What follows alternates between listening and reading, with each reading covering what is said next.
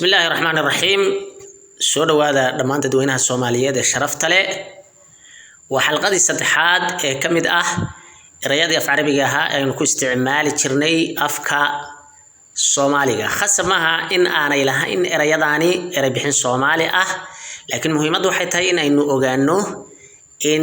luqadda Carabigu ay fududahay aan ahayn wax adag oo in badan oo kamid ah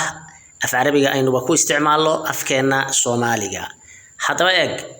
suuq erayadan eeg suuq dhanka Carabigana eeg suuq waa isla suuq Soomaha suuq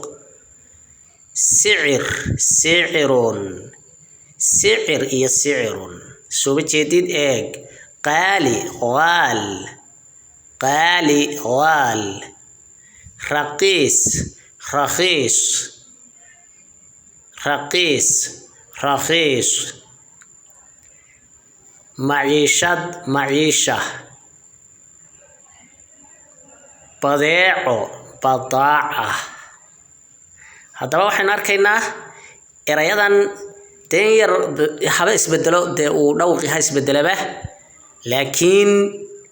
سيدودي أيام بيكون مادين سودو مركا أفكار عربي قدامها وحدك وإذا كنت دالو برشادة أفكار عربية. السلام عليكم ورحمة الله وبركاته.